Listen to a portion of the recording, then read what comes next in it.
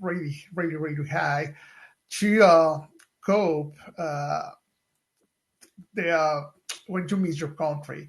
So if we can start with the presentation, Yes, sure. I'm just going please. to present it. Yeah. Yes.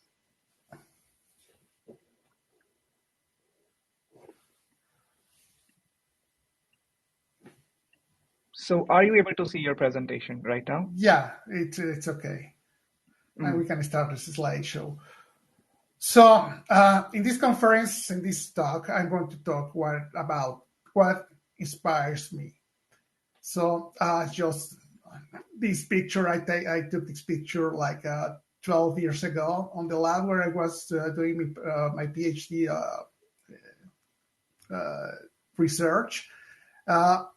Each of the people that is on the picture were at that time PhD fellows. So everybody was in the picture was my friend, close friend.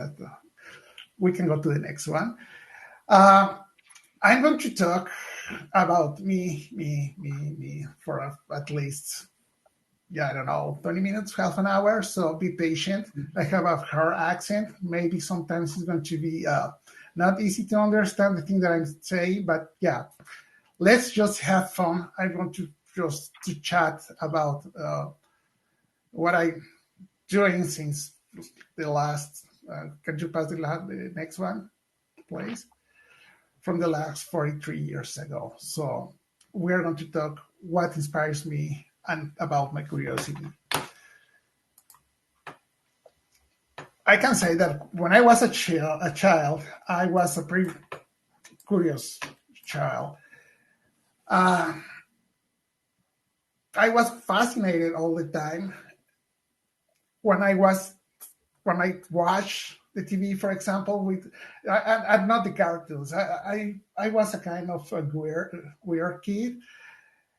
I liked the documentaries. When I was 5, I used to watch the documentaries at the TV. Not too much, because in 1980s we had not Netflix. We had not at the time just cable television, for example, in Mexico.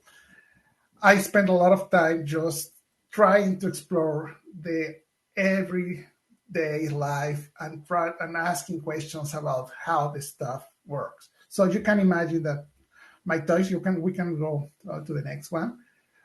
My toys were all the time broken because I was just curious to know what was inside of those toys. As well, my toys were not the most usual ones. That is thanks to my dad and my mom and my uncles and the friends of my mom, dad, etc. And yeah, in that time, in the 80s, 85, the toys were not super safe. For example, you can see the one with the red circle. Inside of that biology kit, they used to have frog inside of formaldehyde. So it was a super toxic stuff that was just sold for the kids. But yeah, I'm here. I'm not dead. I'm not intoxicated. But yeah, this was the kind of toys that I used to have. I think that I have, yeah, a pretty nice childhood. I have a bunch of opportunities that many people doesn't have. Yeah, I'm pretty thankful with my parents because they made a lot of efforts to keep in me that curiosity. And when you are curious about how stuff works, you can find in every single thing on the world, on your regular life, some inspiration just to keep going. Can we have the next one, please? Yeah, I remember I was not the most intelligent kid, I think. I learned with these toys to do a bunch of stuff. For example, I learned how to smoke bombs. I learned how to melt lead in my house, and yeah, and eventually had an accident. So I learned how the burns are classified. Yeah, it was not a pretty bad accident, but yeah, I had an accident. I don't know how I'm still alive, really. I did a lot of stupid stuff when I was a kid. For example, I discovered that I'm not going to disclose the name, but there are some medication that have iodine inside, and you can just sublimate the iodine by using a lighter. That is toxic, but it was just amazing, to see how that purple cloud started going out from a little pill. Yeah, just go to the next one. I want just to talk about, for example, my childhood TV shows. Yeah, I'm going to talk about what was the TV in Mexico when I was a kid, 1979, 1980s. We have, for example, the main signal came from Mexico City, and my hometown is like about 600 kilometers from Mexico City. So we had not a lot of TV in my hometown. We have like two channels, and the channel were from 4 p.m. to 7 p.m., something like so. We have a couple of cartoons, and then we have a couple of the commentaries. Then, when the technology arrived to my hometown, it's a little hometown. I say that it's like the Winnipeg of Mexico. It's about the same size, about the same history. It's not about the same weather. We are the average like 25, but over zero and below. Yeah, I spent a lot of time watching Cosmos, for example, of Carl Sagan. Then when the modernity arrived with cable, the cable television, I started just watching National Geographic, Discovery Channel, whatever. And I saw a lot of people, with doctor, whatever, PhD, whatever. And I was just really, I wanted to do more and more and more. So if you ask me why I went to the university to have PhD, I think the first step, the first time that I think to go to the university to have a PhD was watching the Discovery Channel, because I saw that super smart people. For me, those people were like a god. And right now I can tell you that, yeah, you're not a god, you're regular people. So that have had a lot of time and the opportunity to go to university. We are just another one on the list who had a lot of, nice opportunities. So we can go to the next one. This guy, Carl Sagan, was in about all my thinkings when I was a kid. Cosmos was a great TV show. Then when you start seeing the missions, the interplanetary missions, when I was a kid, that was wow. We had the explorers of Viking, for example. We have the Voyager 1 and Voyager 2. This guy made a disc, probably you know it, a golden disc with a description of where the Earth is located in the universe, how the Earth sounds, how the people is, how your DNA is. And he put it on a special ship, and I put it out.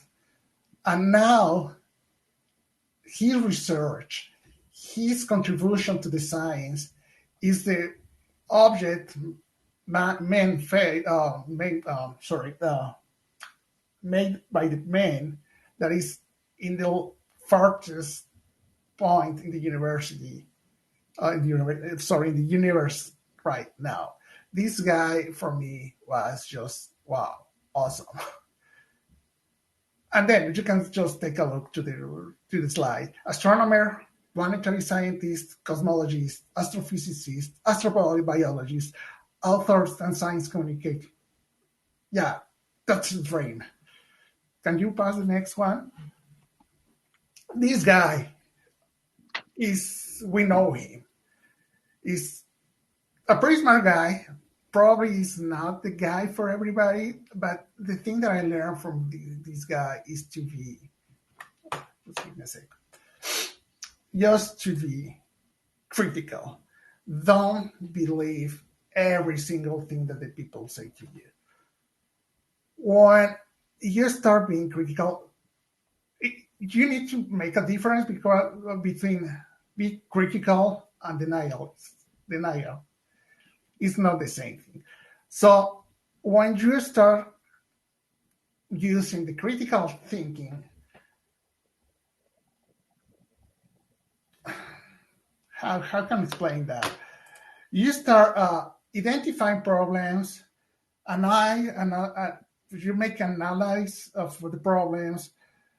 You can make some assumptions. A bunch of assumptions could be true, another could be false. You can start just playing with scientific method. This, when you say, okay, this could be like this could be working in this way because my previous experience is whatever. And then you confirm that the thing that you thought is true. It's a brilliant moment for you. Yeah, that inspires you to go ahead and to go ahead. But you should can we pass the next one, please? This guy, you probably know him better by his name, but yeah. So at this point, you need to be conscious that not everything on life and science is going to be reach your goals. Even when you fail, you need to learn, and that should probably is not going to say I'm not going to say inspire you because failing is not inspiring, but at least you have a start point to postulate a new challenge and have new hypotheses and how new things to go for. Can you put the next one? This guy, he's not a doctor. He's a pretty good science communicator. He was a former climate change negationist. Can you go to the next one? And the thing that we should learn from this guy is he accepted that he was wrong. And he accepted that he was wrong based on evidence. When the evidence started coming, and he started reading the new evidence, he said, okay, probably the climate change is real. And then he said, yeah, for real, I was wrong. This is one of the, I think that is one of the most important things as a scientist you need to keep in your head. If you cannot accept that you were wrong, you're not going to have inspiration. You're going to be defeated, because keeping it alive for a long time is going just to exhaust you. You need to accept that the science is changing, the evidence is arriving. The today's example, for example, it's the COVID vaccination. At the beginning, not very trusted. And then we start having every evidence, and people say, okay, yeah, people get vaccinated, but people still getting sick. Yeah, but not that kind of sick. People stop dying from COVID. Personally, in my family, we had a couple of people who died from COVID. It was a shock because, like 2 or 3 months before they die, we start having vaccination for everybody. So it's it was a shock. But whatever. Can we go to the next one, please? I'm going to pass this other few next too quick. These guys that we're going to see, there are YouTubers that I follow, and they keep me interested in a bunch of stuff. If you lose interest in the thing you love, you cannot be inspired. It's like I don't know. It's like a painter that one day he start hating how to paint. You cannot ask him to be inspired. And but if this painter still loves to paint, and he see the others how are they doing, the new flows on the net, you can just keep your mind going and going and going. To be inspired, you don't want to stop your mind. So this guy is smart. His dad is twice as smart as he is. You can follow him. You're going to get fun. This guy, he knows how to keep the attention. He's not like me. So you can go to the next one, please. This guy is a Canadian guy. It's a Australian Canadian. I think that he's a pretty good communicator, and he inspires me because, yeah, really on the deep, I will be. I want to be a YouTuber, but it's not my right time. And all these guys they spend all their time sharing with people the knowledge. The only thing that you can do to transcend is to share the thing that you know. Even if in the future arise more evidence, and probably can teach to someone other that something wrong. But yeah, it doesn't matter. Yeah, you need to communicate, and you need to be to have that spirit, the soul, the teacher soul. You need just to keep making scientific or whatever communication. You need to teach the others the things that you do. Can we go to the next one? I'm going to pass this. This guy is a GPL, this Jet Propulsion Lab ex-engineer. Sorry. He worked like for 7 years with a number of devices that right now they are on Mars. It's a dream for me. If I can put one of my machines not in Mars, just in the outer space, going around there, that will be. After that, I can just die in peace. Yes, and go to the next one. And yeah, I'm going to just present you my mechanical idols. Since I was a child, as I told you, I have the curiosity to know how the things works. One, the Canada, the one, it was finishing. The project was presented in 1975. I burned in 1975. So when this arm was already in space, I was just looking at the TV when I was a kid, a 5 years old kid, 6 years old kid, seeing how this machine that you cannot test on Earth because you have the gravity, and if you try to test it on Earth, you're going to break it, and see how the people of the National Research Council of Canada did this, put it out there, and it worked. Yeah, it's that made me to keep my heading in the same in the same direction. Now we have a second Canadarm. It's the second generation, and that is mounted on the Special International Space Station, and it has been used for a bunch of stuff, even to help on the what's the name? To move from one point to another point, the astronauts when they're fixing this the International Space Station when they're outside the spacewalks. Can we have the next one, please?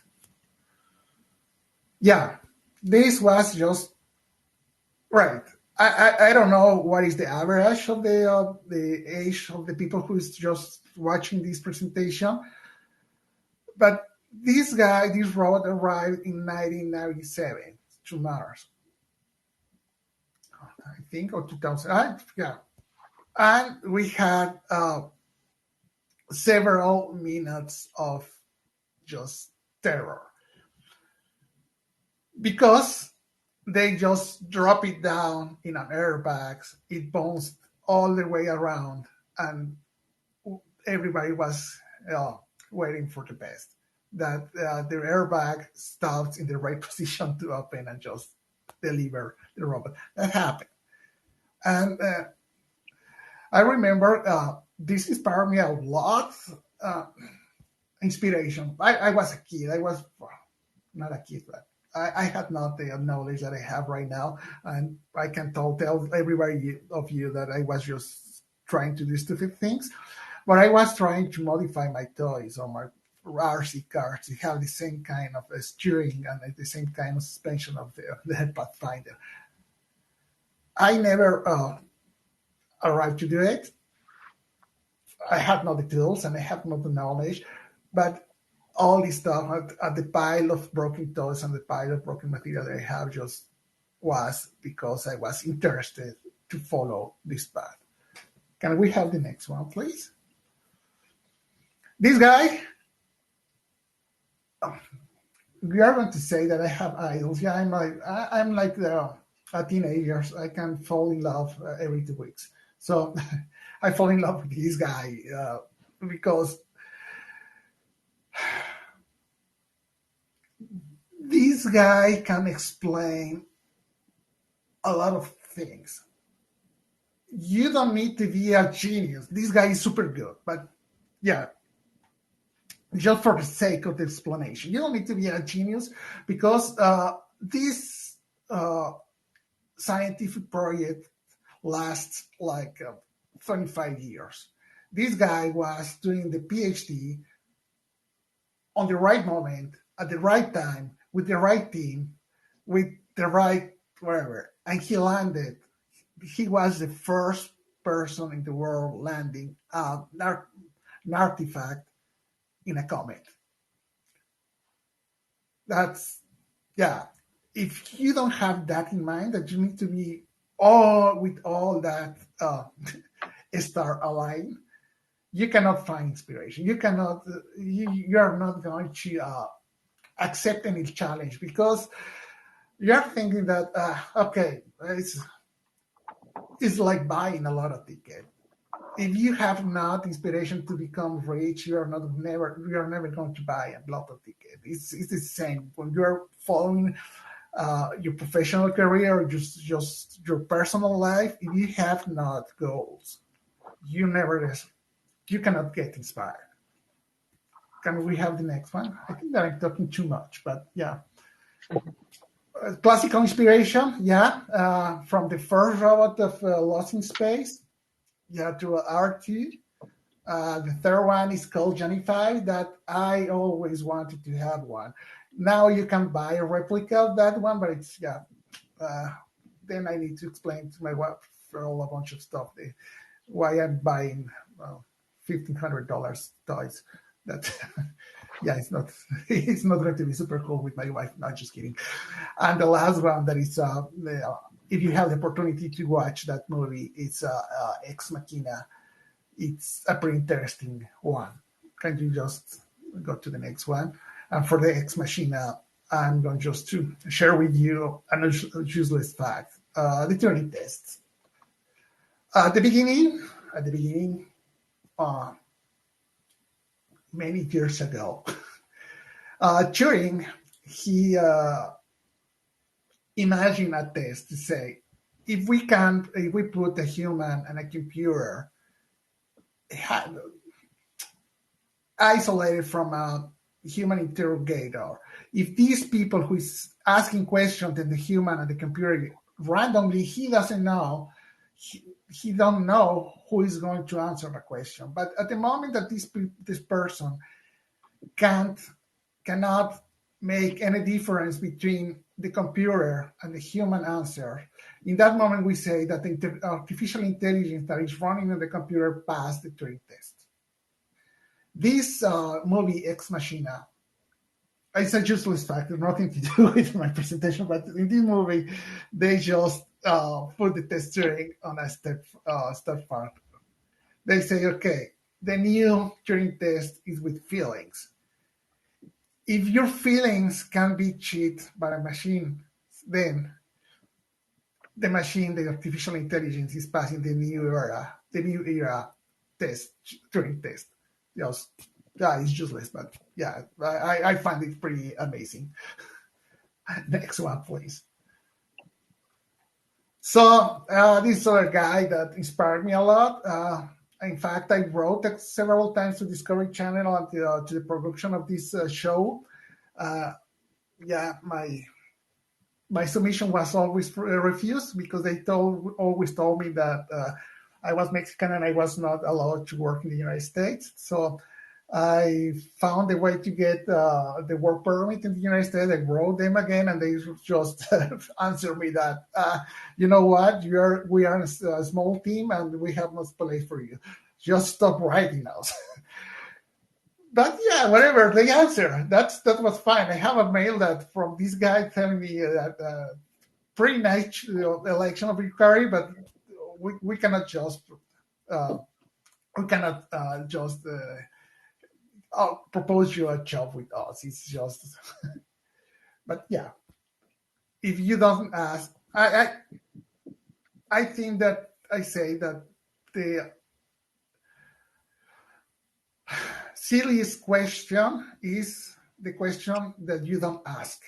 If you don't ask, it's just you're not going to have nothing. I bet for the best and say, what if this guy said, okay, come on and work with us? But no, I'm in Winnipeg now. So can we pass the next one, please? So this inspires me a lot. I'm going to say something that could be weird for you, but whatever. When I was at the university, at the high school, at the beginning of the high school, I was a good student. Then I discovered the night parties, and then I discovered the other ladies, and I discovered the alcohol, and I discovered that I loved the discotheque, and I discovered a bunch of funny, effortless stuff. So I can say that from the middle of my high school to the middle of my bachelor degree, I was less than average student. I was just made the minimal effort to keep going because I was not. In fact, I didn't like to study. I was just go to the party, be with the friends, and just hang out with the friends all day long. And then I met this lady. Now is my wife. She was a pretty good student. And I have in Mexico. I'm not sure in Canada, but in Mexico we have grades from 0 to 10, just to pass. It depends on the school, but it's about 6 or 7. It depends on the school. There are some higher school that they are going to ask for 8.5. And this lady had 9.5, 9.75 all the time, and I was more on the 6 side. So, yeah, I start, it was first a coffee, then I start dating her, and then we start dating for real, and then I start being ashamed with my grades. And I came back to the good path. So I started studying again, and I saw that, yeah, the party is cool, the friends are cool, but having good grades and having a clear future for you is nice and it's comfortable. And I'm going to reuse again the word of this talk that inspires you to do more and more and more. And this lady inspired me a lot because she has something that at this point of my life, I'm not working anymore on the academy. I'm working for the industry. So it's going to be super complicated to have a new scientific paper published. So at this point in my life, the opportunity to have a paper published on Nature is over. And she has 2 papers on Nature. For the people who don't know what is Nature, is the review. If you are on science, you're published on Nature, you are the guy who a bunch of companies want. So can you give me the next one? So I went to university. I was not super good student. And then when I started having good grades, good notes, the director of the engineering school, he called me and asked me if I want to join the robotics team. So I said yes, and those are the robots that I did with the team. I worked with them. At this point, I thought that I was a super good engineer. I was not, but right now I know that I was not. But at that time, we did all this stuff, and it got me inspired, because if you got the robot working, we went to a bunch of international conference. And when you are 17, 18 years old, and you're just out of the country with a machine, and you start winning prizes with all these robots, we never had less than a 3rd place. We have 1st places, 2nd place, and 3rd places. We always were on the first 3 places. We went to the United States. We went to a lot of parts in Mexico. We came to Canada. My first approach with the French, it was a Superman firefighter in Quebec, in Montreal, sorry, asking me for my certification to have the right to have the bottles with compressed air. Can you just pass the next one, please? It was on Montreal. We held the 2nd place. It was my team there. I was I don't remember. We bought a couple of bottles of tequila from Mexico, so I don't remember. I was really happy on that picture of I was a little bit drunk, maybe both. Can you go to the next one, please? This was my first real robot which I worked. It was at the beginning of my master degree. It was an $8,000 robot just made for research. And it was not more like a just shitty PC inside a trash can. But it was really fun. When I passed from the do-it-yourself robots to the real robots, that, was really, really interesting. Then my master degree, I didn't finish with the robots. I passed just to at the time, Hewlett Packard asked for people to make some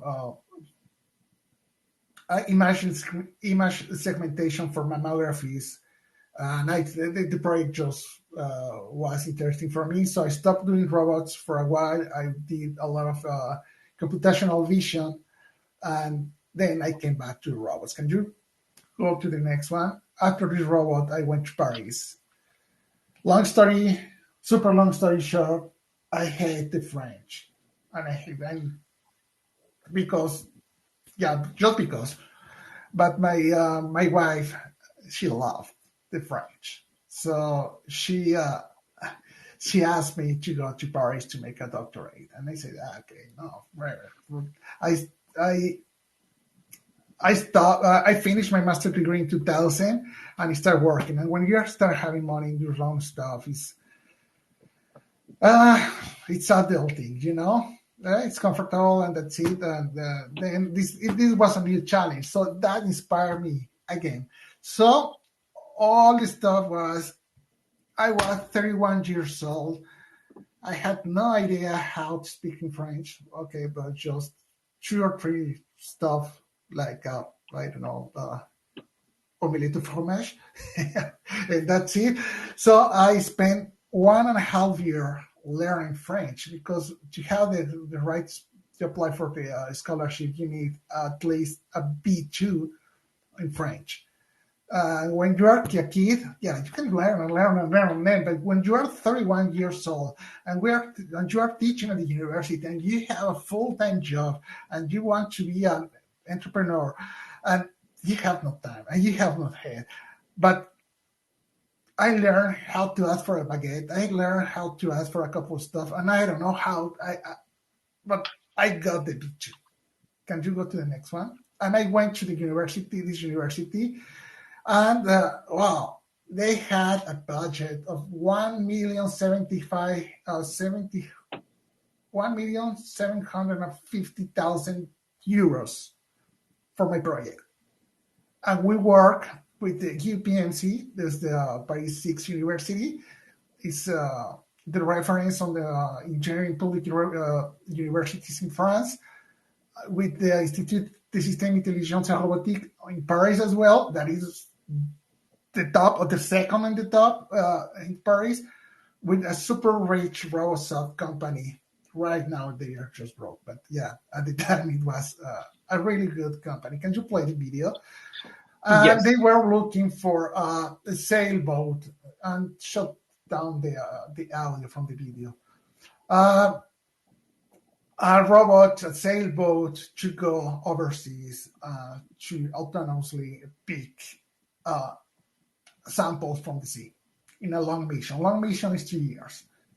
So we work with energy and power autonomy. We work, with weather planning, with path planning, with robotics. It was super fun because when I arrived to this project, I didn't know how to sail. So I had to learn how to sail first, and then you can start working with this. I love my inspiration at the end of the first year because I stopped studying. I started working. And so between 2001 that I finished my master's degree and 2007 that I start this new challenge, I stopped doing math, for example. And the first day I saw again a differential equation, for example, I told myself, yeah, I know how to do it. No, I don't know. I don't remember. And it was just, yeah, for me, it was a kind of apocalypse because at the end of the first year, I was about to just abandon and say, okay, I cannot do this. And everybody told me, don't worry, it's like this. And I talk with a lot of super intelligent people there. There is a guy who is called Osama Al-Khatib. This guy, it's a professor from Stanford. And this guy made work the Honda robot, the big one, not Asimov, the previous to Asimov. And he was working with, at the time was the MT lab, then Boston Dynamics, to make work the Big Dog robot. And this guy told me, just don't be disappointed. This happens all the time. Don't go away. Just continue. Yeah. And Miguel, I just wanted to let you know that we have a little less time. I'm sure that there's a lot to go yet, but if we can move a little quickly, it would be good, and we can wrap a little. Okay, give me just 5 minutes and just go and go. Okay, awesome. And this guy who is super important in the robotics world told me, you need to go. And I keep my heading in robotics, so I work with a bunch of interesting people, like, for example, Romero and Compile for RoboSoft. This is to help handicapped people. It's super interesting to work with handicapped and with elderly and Alzheimer people, and there is a challenge. And see the people, giving just a big smile because the robot is helping them. It's great. Go to the next one. Yeah, go ahead. And yeah, finally, I got my PhD at that time. It was a lot of patience, a lot of effort, and yeah, a lot of love from my wife. And I'm a doctor, not that kind of doctor. So please never say that I'm a doctor in a plane. Go to the next one. I work with a lot of companies. We were not going to see the video. This is Valio. We work when I arrived with there. Then we were 17, and we have a lot of challenge, crazy challenge. We used to make the automation boxes for the forklifts, and then one day you can go to the next one. Just pass the next one. Yeah, I worked in this company during the first computer controller, more than a computer, to control the forklifts, autonomous forklifts. And one day, go to the next one, a guy arrived with us with this. If you are looking for a challenge or inspirations, just be easy. If you have not, a client is going to ask you the crazy thing. This guy wanted autonomous forklift with a drone inside to make autonomous, to keep in an autonomous way the inventory of his warehouse. Go to the next one. So we start working with this and go to the next one. We have a challenge, we have inspiration, and the video is not working. That's sad. I can send you them later. But yeah, the product is working. And we work with, it's a German company, and this is an actual product, a commercial product that you can buy if you have like $65,000. Go to the next one. Yeah, now this is some of the current challenge I have. Every day I'm inspired because I work with just great people, super smart people. If you need to have with your friends and your research teams or your work teams that inspiration. They are super good, everybody. Yeah, sometimes I feel that I don't fit there because I feel that the new generations like you have a lot of good knowledge that in my time, I'm not an old guy of 89 years old. I'm 47. It's not that the gap, but the technology is going so fast that sometimes you feel that you don't know enough. Go to the next one. And yeah, this is part of the challenge that we have. Everybody's looking for technology. I put it the logo of the JCA because they allow me to present this data. Go to the next one. Everybody is looking. Is for cheaper and more reliable solutions. We are working with robots that just can harvest by themselves. And it's not that harvester or that combined with the 45 feet header. They're just small robots. We're giving a chance to swarming. And it's super interesting. For me, they're toys. I'm not working, I'm just playing. I'm doing the things that I really like. Go to the next one. And and you have a lot of competitors. The competence is huge, but go to the next one. I'm really proud that we are here in Winnipeg, one of the most known companies in the world. When we go to France, when we go to Germany, we go to the other side of the ocean. People is you're JCI, you're the engineers that are doing dot. Go to the next one. We start working in dot, but we stopped 2 years ago. Now it's Raven. It's all the credit is for them right now. We are working with this company, for example, Exact. They are doing robots for wine companies. Go to the next one. In Champagne, we have super complex environments to work. We have hills, we have mode, we have and every single day is a challenge. Manitoba is nice because you have not the challenge of the hills; it's flat, so you don't need to plan in 3D. If you have a plan in 3D, it's more than enough. But down there, you have a 3D real world problem. Go to the next one, please. And this is an unsolicited advice. You don't need to have inspiration, but your responsibility is to keep the team and the inspiration of the team. Lead with empathy, keep your team connected, and if you really need, be selectively vulnerable. Show your feelings when you need to show them. Go to the next one. Yeah, so that's almost the end. I'm here building robots. And if you go to the next one, please, almost the last one, next one. And this is a really, really last one. I did a lot of really weird stuff in my life.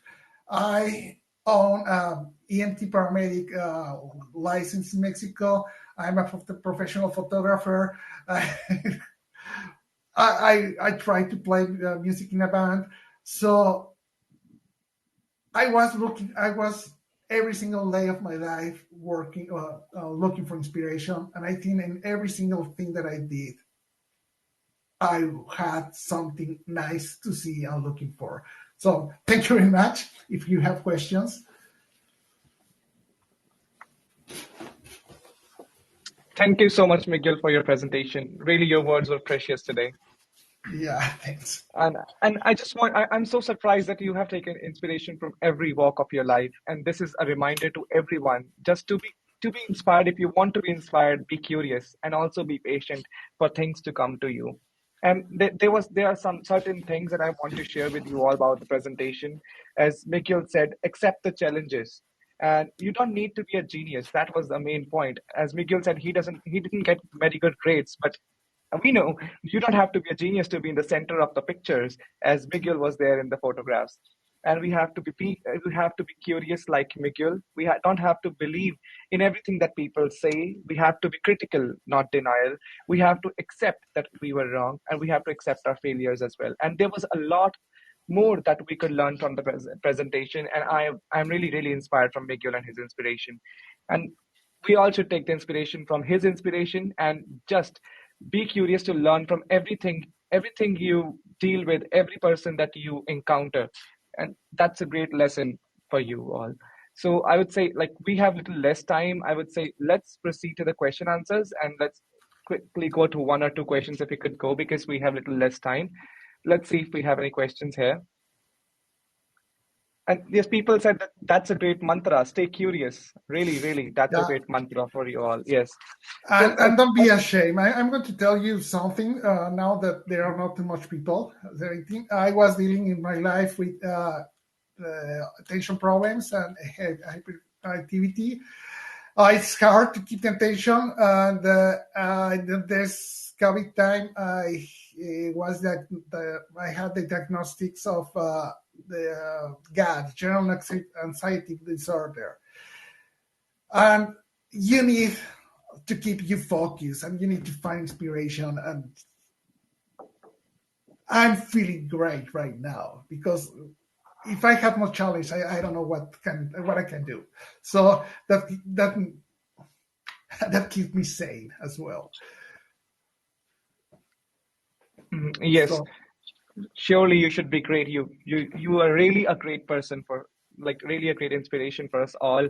And so I will just ask a quick question to you. Yep. So out of all the works that you have done, which was the most rewarding one according to you? Which was the most, like we can say, which you feel that you are the most proud of?